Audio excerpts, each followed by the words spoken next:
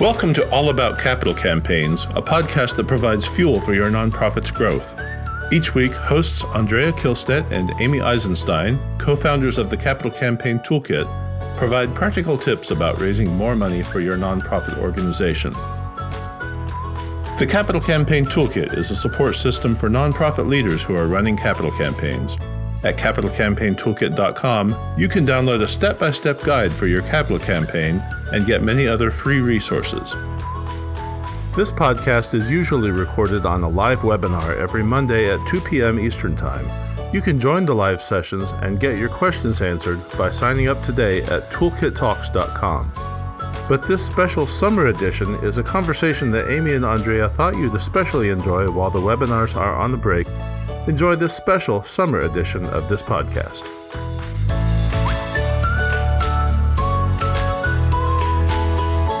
Hello there. I'm Amy Eisenstein, and I'm here with my partner and co-founder of the Capital Campaign Toolkit, Andrea Kihlstedt. In today's episode, we are going to tell you 3 nitty-gritty secrets of how to get ready to solicit the biggest donors for your campaign. So let's dive right in. Andrea, why don't you get started and share one secret of what you do with your biggest and best campaign clients of how they should prepare to solicit their largest campaign donors.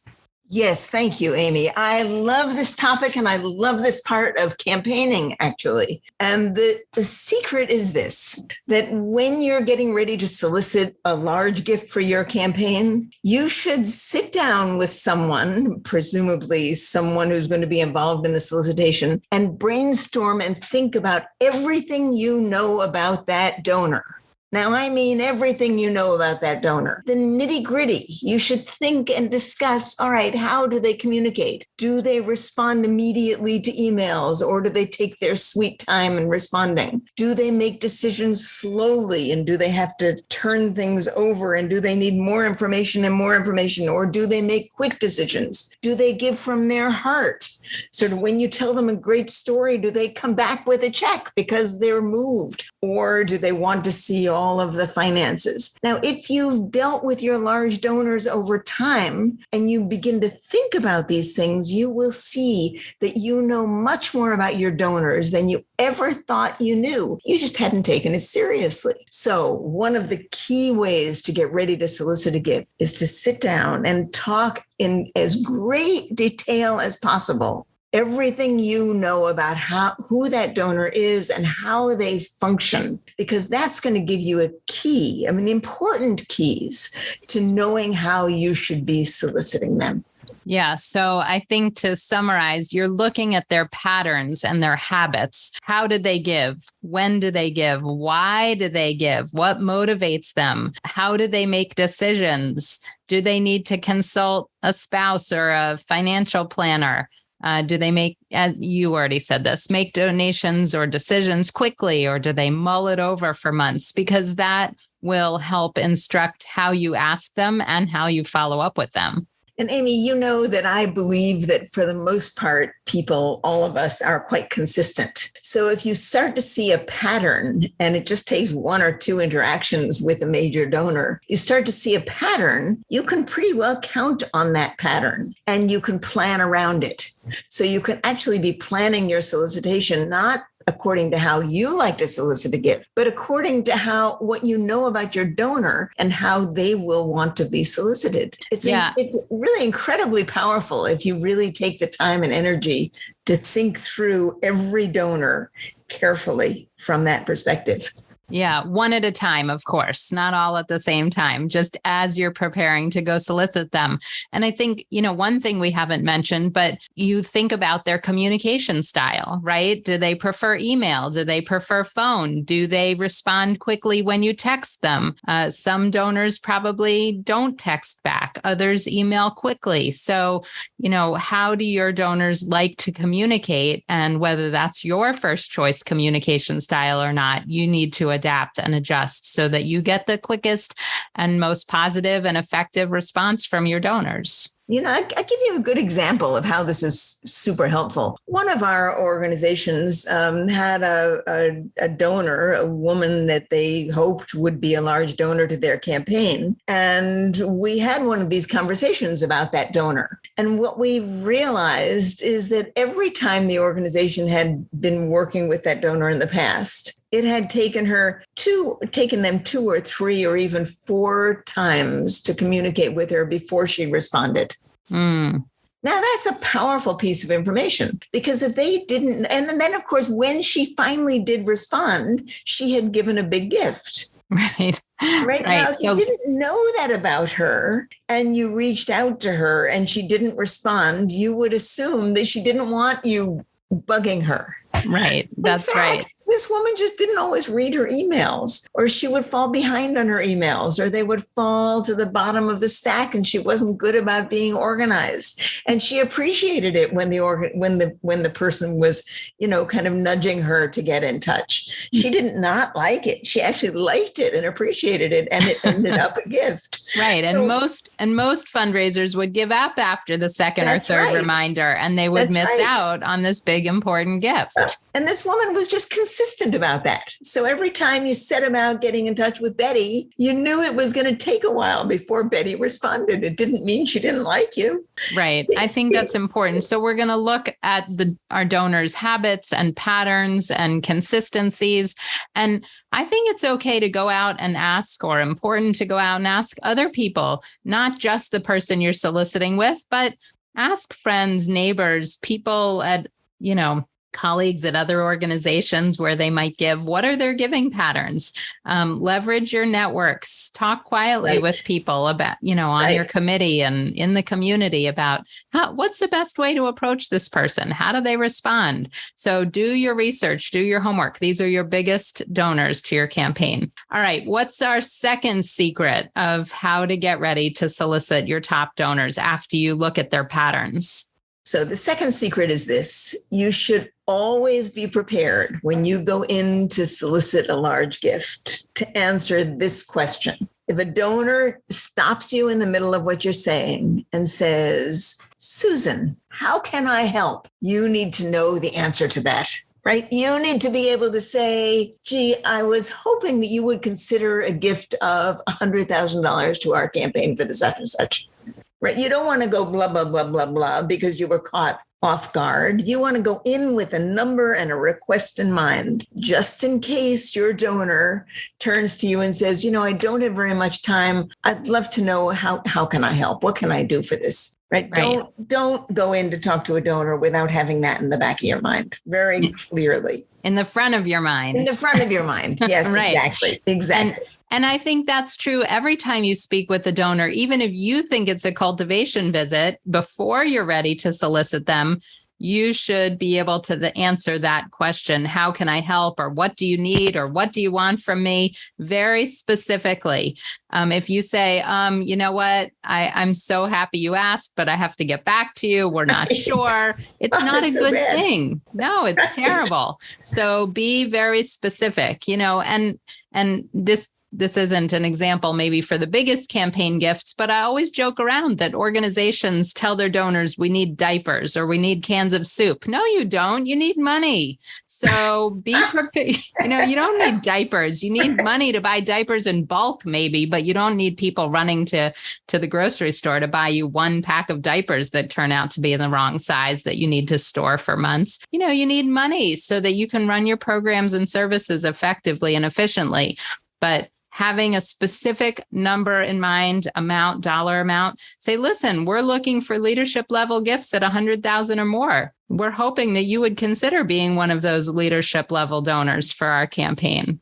Is that something you could consider? Exactly. And then stop. The other thing, you might have 3 things that you want to ask a donor. You might want to ask them to serve on a committee. You might want to ask them for a gift, and you might want to ask them if they would review a list of prospective donors with you and, help you open those doors. So there may be more than one thing you go in with, but boy, be sure it is really clear in your mind. So you're not blubbering around if someone turns to you and says, "How can I help?"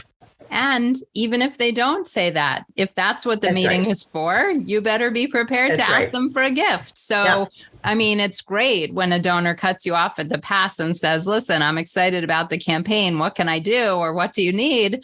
But if not, you need to turn the conversation to, listen, Susan, we know you're excited about this campaign, and we're hoping that you would be one of our first donors in. And here's what we're here to ask you for, to be a leadership level donor at $1 million or more type of question. So be specific, know what you want to ask them.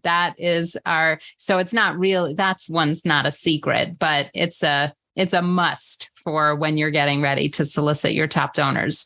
All right, let's talk about. The secret of it is this. There actually is a secret of it. Okay. Everybody knows they should go in with a number, but I think it's really helpful to imagine a donor saying to you, "How can I help?" Yeah, that's a really helpful idea. Right. That it's not, you no longer then have to wrestle with getting that question out. Right. In fact, you may be meeting with a donor and you may by the end of it say, Susan, I know this organization is dear to you. I know you'd like to help. Here are 3 things I have in mind. Right. As though the donor had said, how can I help? Right. We're hoping you want to help. So we're hoping you want to, or I know you, I'm sure you want to help. Right. Yeah. Here are 3 ways you might do it. Yeah. Great. All right, let's talk about our number 3. Number 3, how to get ready to solicit your top donors. What's the third thing people need to do? So the third thing is to figure out who the best person is to solicit, or best people are to solicit that gift. And that takes some serious thinking. Right. And you may have figured it out as you sort of thought carefully about the donor in the first secret that we talked about today. But think about, all right, who does that person respond to? Maybe it's the executive director of the organization. Maybe it's the board chair. Maybe it's a close friend who's given a large gift. It is really worth spending a fair amount of time in your own mind or talking to people on your team saying, who is the donor likely to respond best to? And how should we go about actually conducting the solicitation, particularly if we're going to have more than one person soliciting a gift, right? Then who's going to do it, and how do we determine the roles so we're not tripping over one another when we go and talk about the gift to the donor?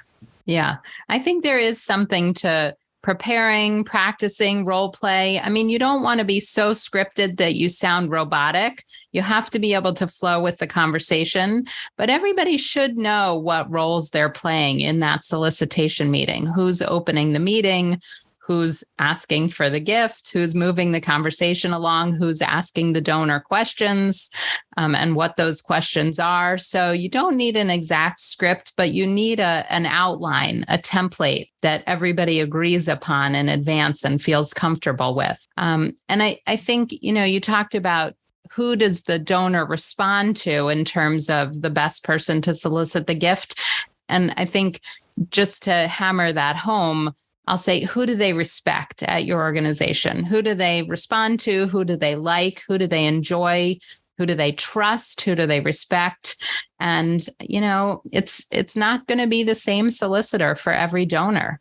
Some donors may really enjoy the executive director. Others may respond to the board chair better. Some people may have a relationship with one of the program directors because they're an active volunteer. That person maybe should go along on the solicitation. So, all right. Any final thoughts on this? Yeah. So, Amy, I think we should tell people that in the Capital Campaign Toolkit, we use something called the Arc of the Ask, which is a template for how to run the actual conversation with your donors when you get into solicit a gift. And it breaks the conversation down into 6 slices and gives you a way to actually think about what the shape of that conversation is and how to have it, whether you're having the entire conversation or you have other people with you having that conversation. I think that's a very useful tool for a great many people. Yeah, I love watching you present the Arc of the Ask. We have a little couple-minute video inside the Capital Campaign Toolkit. And when I see you present that to people, I literally see light bulbs go off over their head. Like they say, oh, now I understand how the ask conversation is supposed to work. Now I know what I'm supposed to do. I have a system, I have a roadmap, and it really is brilliant. I'm glad you brought that up. So thank you Andrea, always for outlining that. I think it's so mysterious if you haven't solicited a major gift before, but there really is a tried and true method of how to get ready, how to make that solicitation. And if you are going to be soliciting big gifts, you should be really preparing and thoughtful and doing all of those 3 secrets we just talked about, looking at people's patterns, thinking about how they function, getting ready with a specific ask, and figuring out who should be doing that ask. So if you want to learn more about this topic and all things related to capital campaigns, visit us at capitalcampaigntoolkit.com. We've got tons of free resources. And if you're ready for a campaign or getting ready for a campaign, you just may want to join and work with one of our expert advisors and access all of our tools and resources inside the toolkit. So thanks for joining us, and we'll see you next time.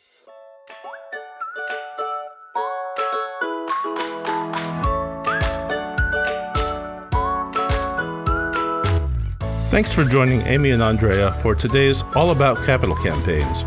To learn more about them and their work together, go to capitalcampaigntoolkit.com. This podcast is recorded on a live webinar every Monday at 2 p.m. Eastern Time. You can join the live sessions and get your questions answered by signing up today at toolkittalks.com. And please like, rate, and review us on your favorite podcasting platform.